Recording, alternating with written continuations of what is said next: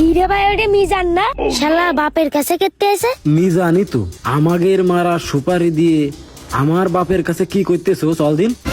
Chairman তাহলে তাড়াতাড়ি টাকাটা লাইন করেন, আমি আমার চাকরির কাছে টাকা পাঠাবো।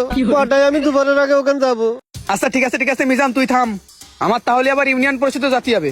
অফিসে যায় দেখতে হবে টাকাগুলো আছে কিনা। তাহলে চলেন চেয়ারম্যান সাহেব যাই। এই মিজান, বসো শোনা বসো। এই গাড়ি মেরেছে। আব্বা তুমি বসে ওখানে বসছি যে তুই যে পরিমাণ টিকবাজি দিয়া শিখেছিস তাতে মনে হচ্ছে ওই বাংলার নায়ক ডিগবাজি জাহিদ খান আর মেনে যাবে তোর কাছে এবার। কিরে সুপারি দিলে আমাকে 2 ভাইয়ের মারা জানি 20 লাখ। কি? তুই আমার 2 সোনার টুকরো ছেলের জন্য 20 লাখ টাকা দে সুপারি দিছিস? নিজে বাইছে বাপের নাম, এই সুযোগে মেম্বার একটু ফাটাই দি।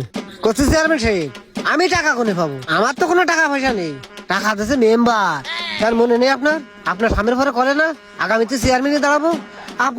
আপনার ছেলে পেলে রে খরা দিতে পারলি, তাহলে আগামী তো ফাঁকা মাঠে গোল দিতে পারতেছে। সে না হয় বুঝলাম, তা তুই আমাকে 2 বার দিকে দৌড় মারলি কেন?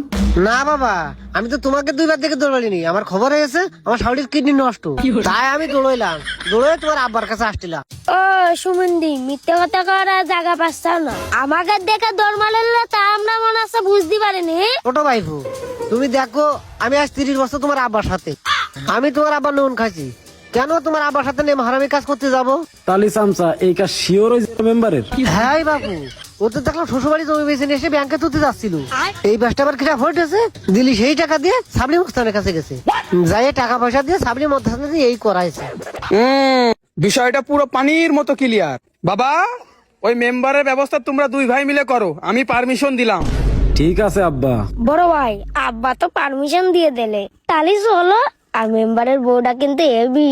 মেম্বারের বউরে তুমি নিবা, শালিটা আমার। ও চল।